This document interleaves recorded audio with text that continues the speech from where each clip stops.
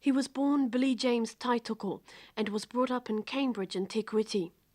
As a youngster, he was already performing with the family haka group. On leaving school, he pursued a career in commercial art and signwriting. But in the early 70s came an offer he couldn't refuse, singing with the internationally renowned Maori Volcanics. When the group broke up in mid-1977, Billy decided to go it alone, and he hasn't looked back since. He has performed with many well-known artists, like the Drifters, Herb McQuay, and recently Tom Jones, and he is in constant demand throughout the country. At just 34, he has achieved Entertainer of the Year status and has made many television appearances, including Radio Times. He has his own television show, which has been screening for the past 2 years. Another is scheduled for next year. Tēnā tātou, welcome to Koha. New Zealand show business has had more than its fair share of Māori entertainers. It's a field tailor-made for the Māori sense of music and fun. Tonight we talk to one of the stars of the current show business scene, Billy T. James. Billy, when did you first decide to become an entertainer? Well, I've always been an actor, ever since I was a kid actually, so there wasn't any certain time when I decided to become an entertainer. You know, I used to sort of ride around on my bike going dun-dun-dun and things like that, so I've always been an actor, so it's really been, you know, right through. What about your professional career? Professional career. I suppose when I was a kid I didn't really think I was going to become a professional until I actually started playing in bands, you know. And I actually went to art school first. I became a commercial artist, and I started to play in bands, and I thought, well, I like doing that better than I like, you know, doing artwork. So I started to get more involved in playing professionally until I became totally professional. Did you always have a gift for putting on accents? Yeah, I think I did. I used to like mimicking people, especially teachers. It started at school, you know. Because I went to school in Cambridge, and we had a fairly cross-section of nationalities and teachers. We had Scots teachers, Dutch teachers, and I used to like mimicking them, you know. So yeah, I guess I always had a sort of flair for that sort of thing. Many people say that to make a living in entertainment, you have to go overseas. No, I think you can. Well, I obviously have. I've been overseas. Funnily enough, I've done things backwards. I went overseas first with the Maori Volcanics, and got that experience, and then came back and started from the bottom here, you know, and started to work.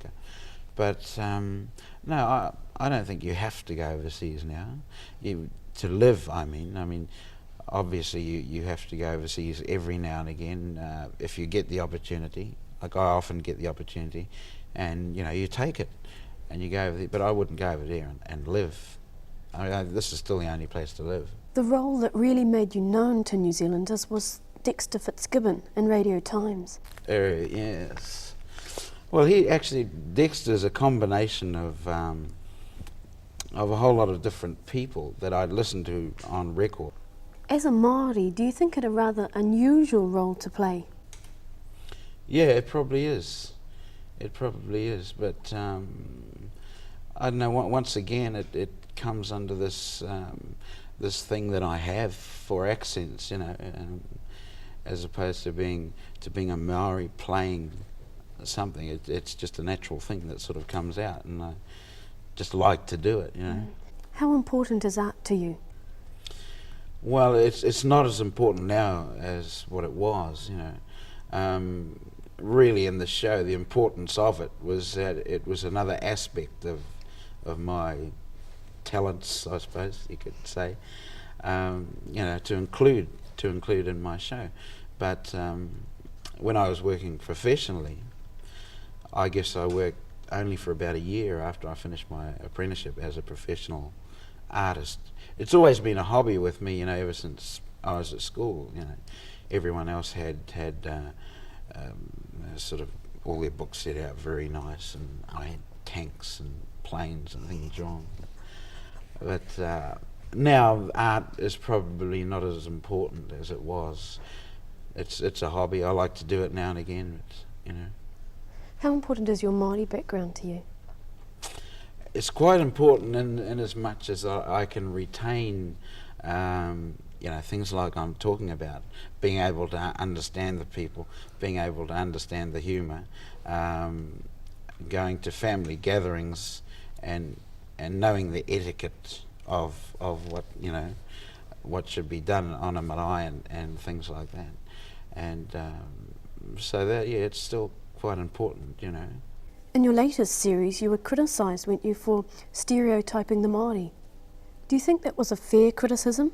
No, I feel I'm not stereotyping. I mean, I travel around this country, you know, every week, and I'm working to the people every week. And that character on the Maori News, I'm just portraying people that I see. You know, there are people like that. There are people with that sense of humour. There are people who speak like that.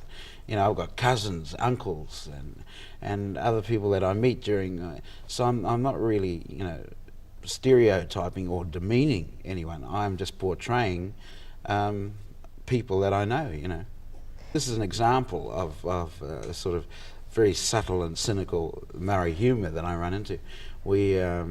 I was playing at this club called the Rangiru Sports Club, and I pulled up there. There was myself and the band, you see, three-piece band, and this guy, Bruce Norman was his name, and he comes out, little short guy, and he comes out and he sort of looks at the car. Oh, Billy James, eh? You know, and he says, where's the rest of the boys? And I said, oh, no, it's just me and the band. I said, why? He said, oh, the price you charge, I thought there's about 30 of you. And then he took off inside. You know? And I mean, a lot of people can't understand that sort of humour because, you know, it's a very cynical, subtle sort of humour. When you're overseas, do you regard yourself as a representative of the Māori people?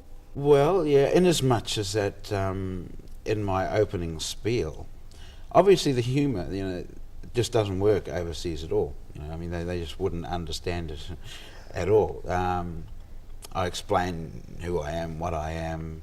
I'm a New Zealand Maori, which is a Polynesian, and actually I've been mistaken for a lot of things. I remember in the States once, I was sitting at a bar, and this guy kept staring at me, you see, most of the night.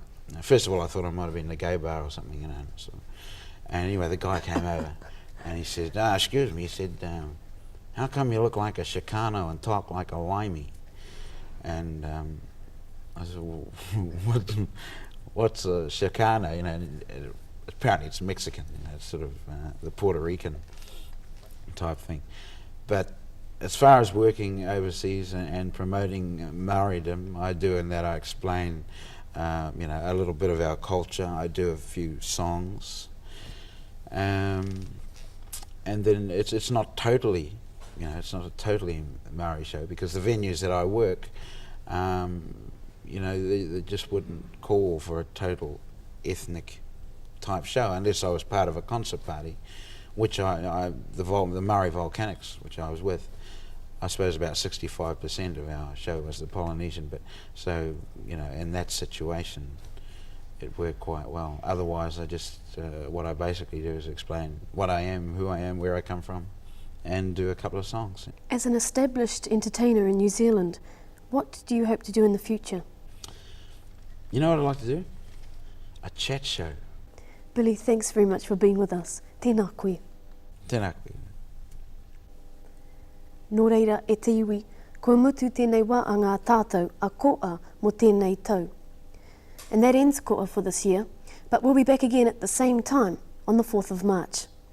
Until then, kia puki te ora kia koutou, kia tātou katoa.